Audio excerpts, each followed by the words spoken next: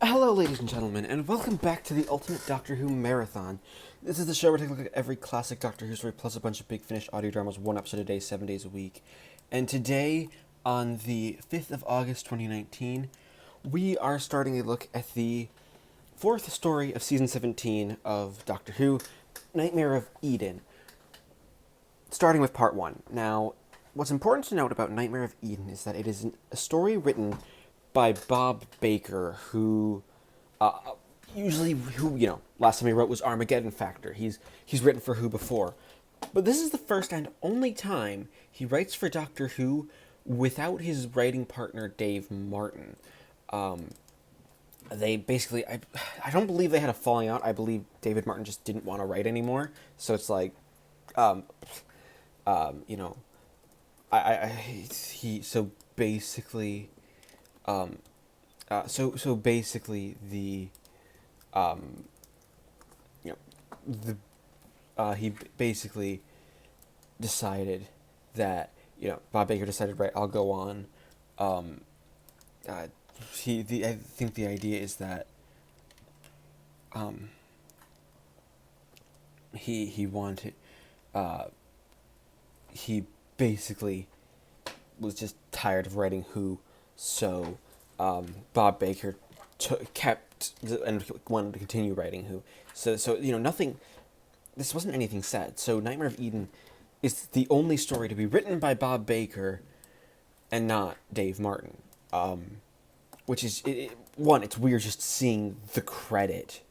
But still, and however, you can tell the difference here, mainly in the way that whilst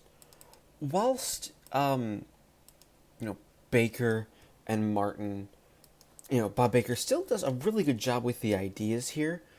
He does fail in one aspect when it comes to writing Doctor Who, at least this form of Doctor Who, and that is the biggest failing of this first episode, is that like many authors, it's a good problem to have. He is very ambitious, special effects wise, when it comes to what the story is about. You have this story, which is Nightmare of Eden, open with this spaceship shot and this cruise liner and another ship that crashes into it as they both come out of hyperdrive. In what is just an amazing sense of, look at our ambition. Problem is that it can't be realized. Alan Bromley directed this, and apparently this was a really frustrating episode to direct, and just frustrating production to deal with. Tom Baker was in full madness. But you know what? A lot of this idea is harsh. Now, but a lot of the effects and a lot of the spacey costumes just look too cheap. There's almost way too much of a cast. Now, I applaud him for trying to include the human element of the passengers on this space liner. We necessarily don't need to see them. They're essentially extras, and they look kind of laughable. But the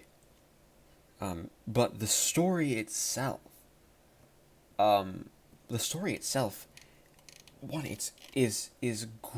absolute. It's a great story. It's one where, it's Doctor Who sort of trying to do its campaign against drugs. You have this idea of Vraxoin, that somehow got on the board, and it's a drug that makes you go on a really long high for some time, and then you just die, and it slowly kills you. It's sort of the dangers, sort of this dangers of drugs. Now, what else? Um, uh, you know, what you really, um, what you really have uh, is the is just this.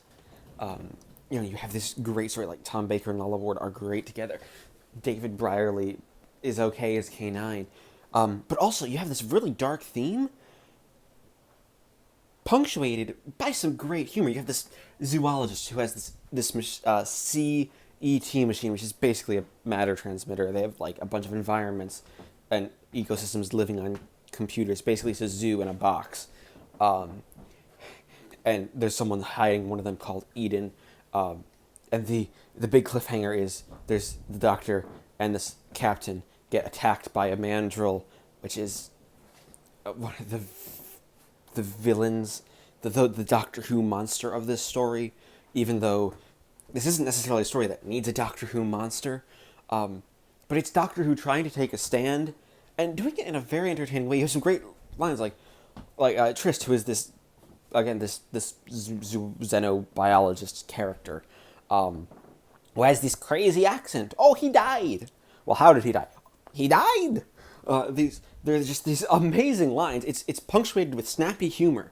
Obviously, Douglas Adams' pen has been written all over this episode, and that's a great thing. Douglas Adams is always amazing to listen to. His scripts are great, and it makes this actually a really good start. If the last story you saw was Creatures from the Pit, which was mainly bland, and the only thing redeeming it was actually humor, this is nice to have actually a fun story, a decent message that's, at least in part one, has been executed pretty well, and a really script only let down by a couple of laughable model shots and some silly costumes. This isn't Doctor Who at its best, but it's not Doctor Who at its worst. It's a Doctor Who that's doing pretty darn good. And I even on this first episode, I'm building it up because before this, I've only seen this story, I believe, once. I think once when I maybe got when I got the DVD. So getting this, it's sort of getting to see something that you don't quite remember and really enjoy. So overall, I am going to give Nightmare of Eden Part 1 an 8 out of 10. It is the 6th of August 2019, and I just finished watching Part 2 of Nightmare of Eden. The second episode where, luckily that Bob Baker sort of stems together a little bit of his overambition. Now, I say that because the mandrills, as they're called, they don't really appear here. They are just sort of in the background. You see it appear, but the Doctor locks it up. This is really much more of trying to get to the bottom of the drug smuggling, which partially makes you feel like the mandrills would have been just, your standard conclusion-y type story.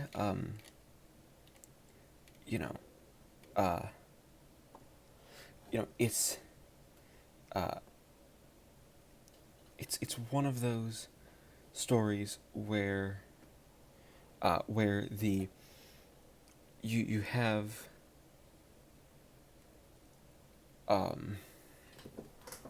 where you have this big sort of idea. You have Lalla Ward really trying to play it down to earth that the drug smuggling is a thing. You have the Captain Rig taking Verxoin as it's trying to be given to Romana. So you have this idea of someone in the shadows that's smuggling the Verxoin. Trist immediately thinks it must be the dead crew member who had an accomplice, and the accomplice must be his female sort of companion, compatriot type person. Della, I think her name is, who denies it, denies that she is involved at all. But this is where the story actually kind of falls apart, but with their dialogue mainly, because the guy playing Trist just doesn't quite give us as solid a performance as he perhaps should for this type of a role and this type of a story. This is something perhaps he should be a bit more serious about and try to show a bit more nuance and care, in sort of just with the severity of what the of what the plot actually entails. The big end of the episode cliffhanger is great. It's the Doctor and Romana fleeing into the CET machine as basically the ships go crazy because our captain has been smuggled drugs by accident, which was meant for Romana. So someone obviously was trying to poison Romana. And you have a lot of just stuff built around this being the ship having Eden, which, and them fleeing in is actually, it's a really great way that at the halfway point we can shake things up. Bob Baker and Dave Martin were great for shaking things up, and it's obvious that Bob Baker has continued sort of the big episode 2 cliffhanger. We're trying to shake up, go in a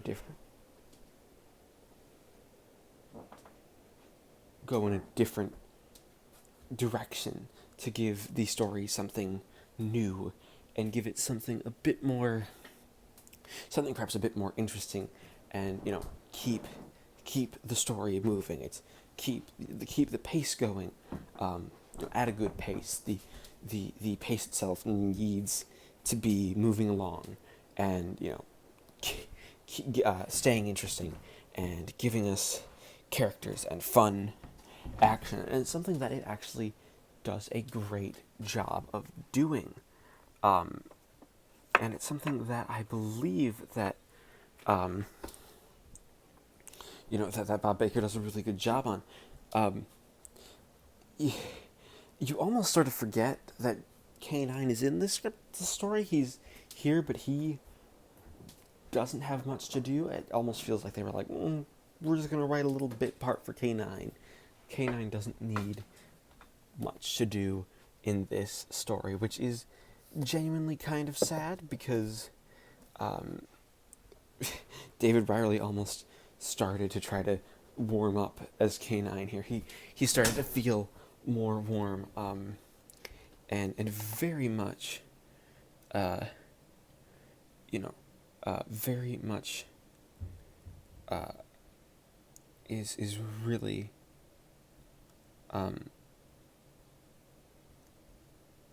it's really one of those things where the story builds to a conclusion, and you have that big ending. I'd say this is just as enjoyable as that first episode. As a story, this is one of those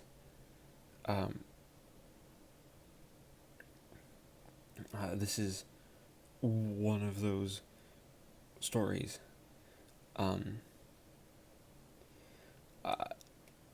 that just does a really it does a good job of what it's doing. It's trying to tell a story that's almost kind of important, and something that just sort of almost needs to be experienced. And it's something that I actually say, Doctor Who fans, if you haven't seen this one in a while, maybe at least from the first two episodes, give it a rewatch, because the first episodes are at least great, and it's at least fun, and trying to tackle something interesting in an interesting way. So overall, I'm going to give Nightmare of Eden Part 2 another 8 out of 10.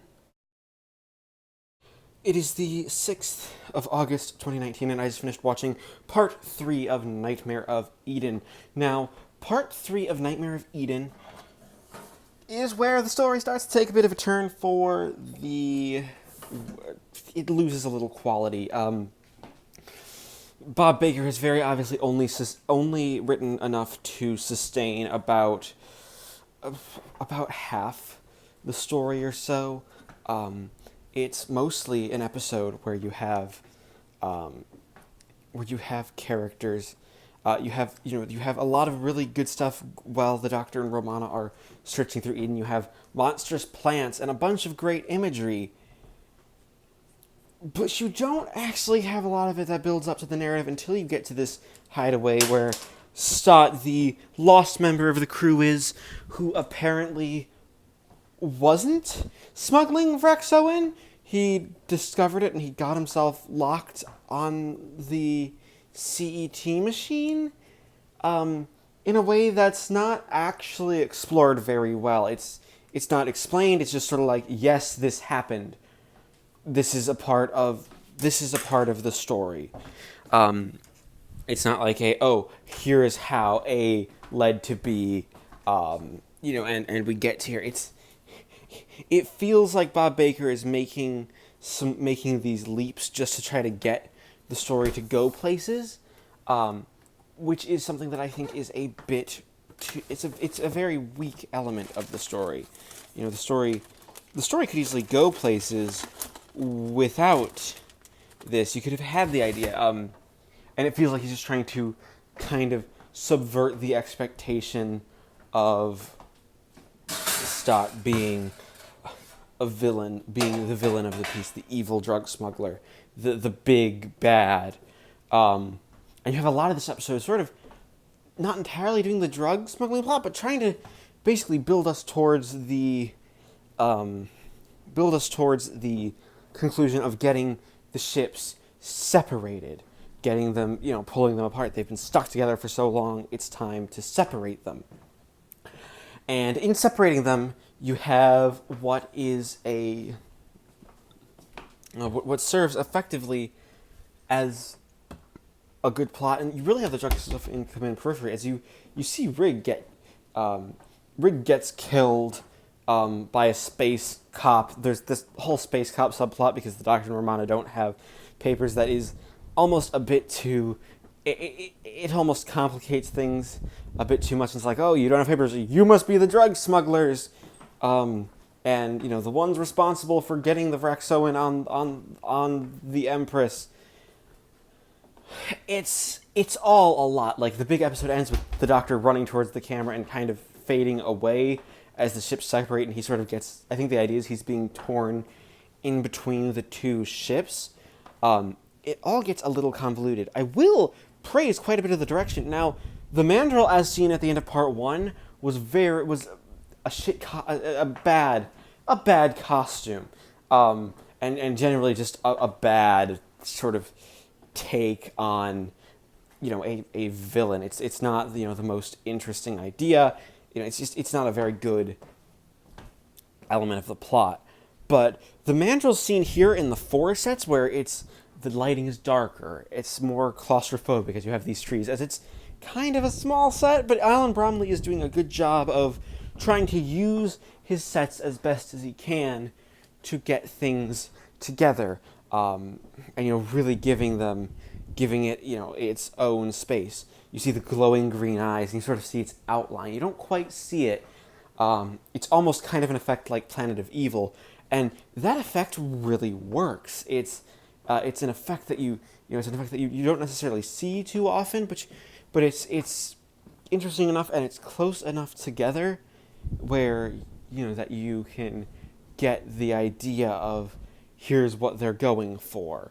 They're not going for some crazy big mainstream effect. No, they're going for something small scale. And there's an interesting enough revelation that the Mandrills, they are made up of Vrexoin, I think, is the implication, because it doesn't get revealed. That's sort of what it's leading to, I think. The Mandrills themselves don't actually get too much exploration in terms of, as villains. They're the hulking monsters. It feels almost like it's because they're there because the Doctor Who needs monsters. Because it's the one gets killed and it gets faded away, while the Doctor's trying to figure things out. And there's a lot of just running back and forth, trying to figure things out, and that's kind of what holds up the episodes and makes it sort of decrease in quality. You still do have a shining script. The Space Cops, while sort of pointless, it kind of works in a way because outside of being a bit cluttered, it does give an interesting commentary on just sort of themes of bureaucracy, getting things done, just wanting to make an arrest and not necessarily make it be the right person to be arrested, instead of, it's an interesting sort of, I guess you could call it a social commentary on the police force and bureaucracy.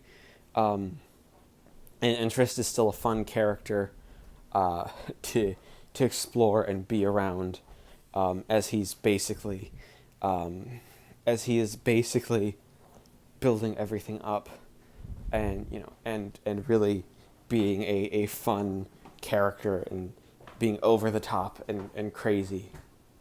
So overall, I'm going to give Nightmare of Eden Part 3 a 7 out of 10.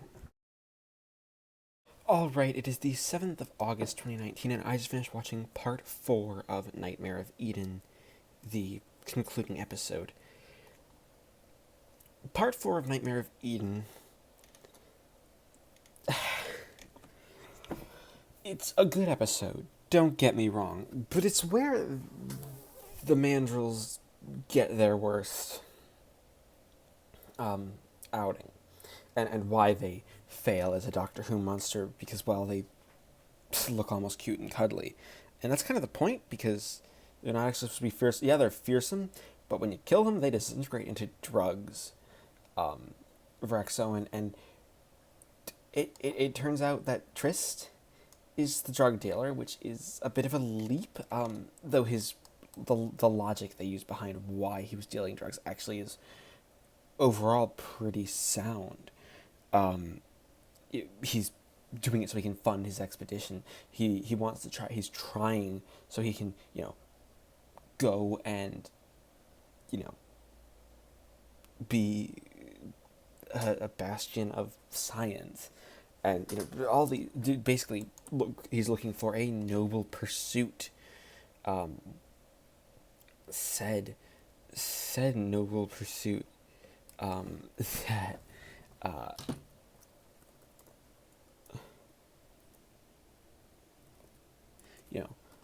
said noble pursuit that is just one of those important characters.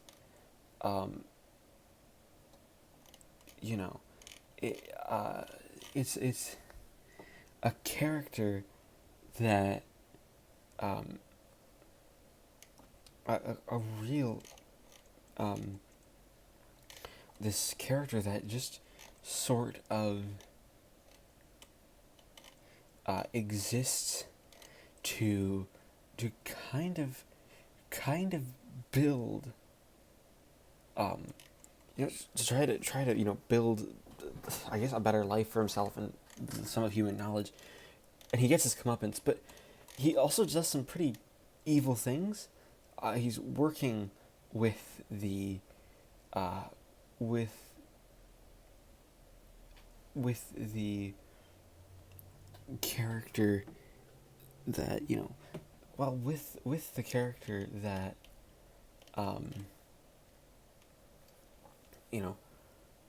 with the character that the story exists. It's the character from the other ship, from the other ship, who basically was going to receive the drugs.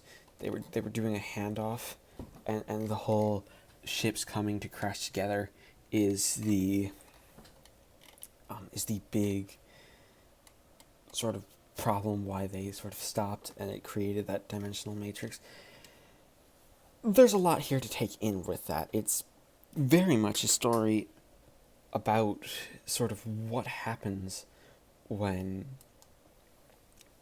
characters sort of give themselves get a complete bit of story to themselves, where they sort of fall down a hole into what I guess could be actually described as sort of evil. There's this argument that I wasn't actually giving them, it's the people's choice to take these drugs, which is of course something that that the Doctor is immediately against. And the day is saved actually quite nicely. The mandrels are allowed to survive. We end on a joke about humanity, which is a really, really good, a really funny joke between Romana and K9. I think the idea being that humanity is the only species that would be willing to live in an electric zoo. That species could be happy there. It's kind of a darkly comic joke, but it's a joke nevertheless. Telling, sort of, that's pretty telling about the characters and their interactions with each other, and what they are doing.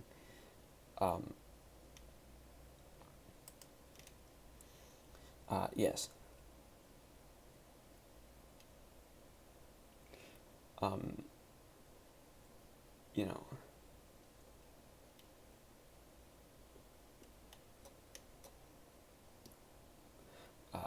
it's it's genuinely a story that seems to have that wants to have a good message behind it, and really be telling a good plot, but it has just these issues with, just some bad elements. It was actually holding up pretty well, and by the end of it, at this point near the end, still it's still definitely good.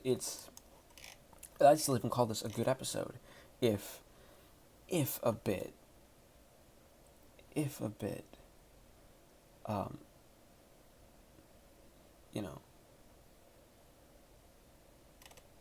uh if a bit too silly for the ending of the episode. It as a story, it ends to be very, very silly, and almost an entire uh you know the entire story builds out, um builds up to the end. It's um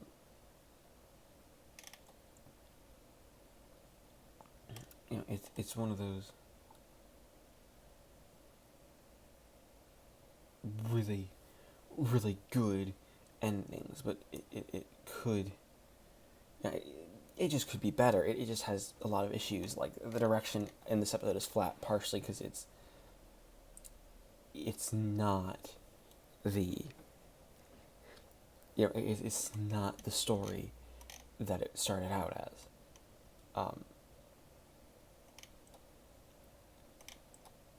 So overall, this one is a it's okay. It's a pretty okay story. So overall, I'm going to give Nightmare of Eden Part 4 a 6 out of 10. That we add up the scores, an average amount to give Nightmare of Eden a final score of 7.25 out of 10. Thank you, everybody, for watching this installment of the Ultimate Doctor Who Marathon. As always, please leave a like, comment, and subscribe if you haven't already. And join me next time when we take a look at the final televised story of the Graham Williams era of Season 17 of Douglas Adams' tenure as script editor. And I think the final story to at least start being aired in the 1970s. In The Horns of NIMON.